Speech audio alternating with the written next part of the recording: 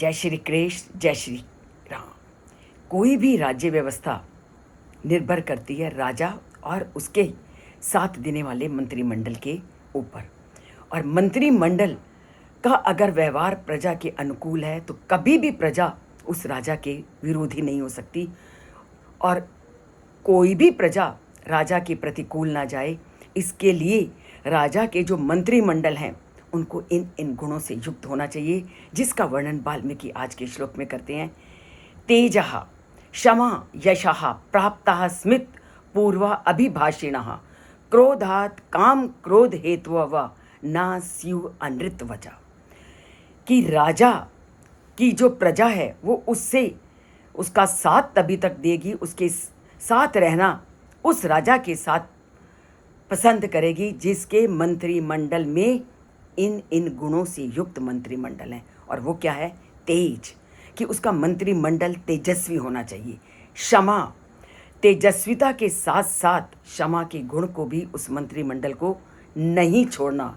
और यश की इच्छा रखने वाला, कि हमेशा उसका मंत्रिमंडल ऐसा होना चाहिए जिसके मन में ये अभिलाषा हो कि मैंने अपने देश को और अधिक ऊंचाइयों की ओर ले जाना है।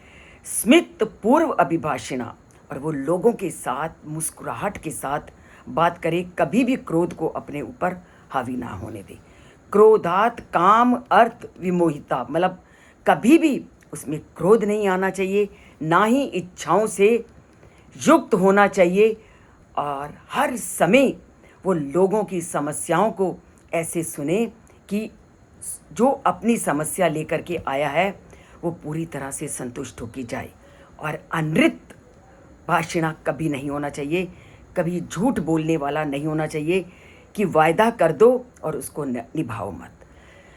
तो राजा का जो मंत्रिमंडल है, उसके जो रक्षक हैं, उसके जो प्रजा के कल्याण के लिए लगाए गए लोग हैं, वो तेजस्वी हों, क्षमाशील हों, यशस्वी हों, हंसकर बोलने वाले हों, वे काम और क्रोध और लोभ को वश में होकर कभी भी झूठ बोलने वालों का साथ ना दें।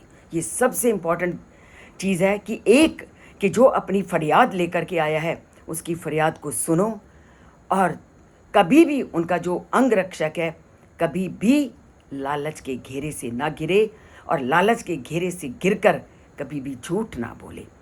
तो इस श्लोक में श्रेष्ठ पुरुषों के उत्तम आचरण स्वभाव का पूरी तरह से वर्णन किया है।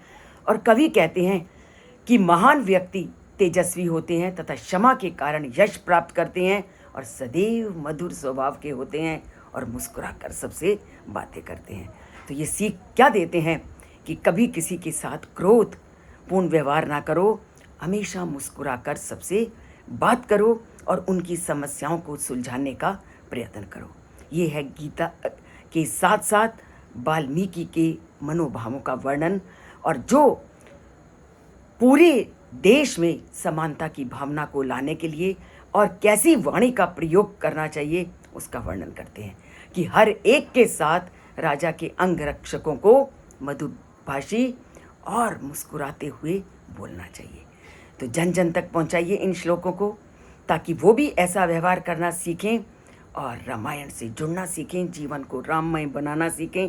चैनल से जुड़िए, अगर अभी तक नहीं जुड़े लाइक कीजिए और रामायण को जन जन तक पहुंचाइए।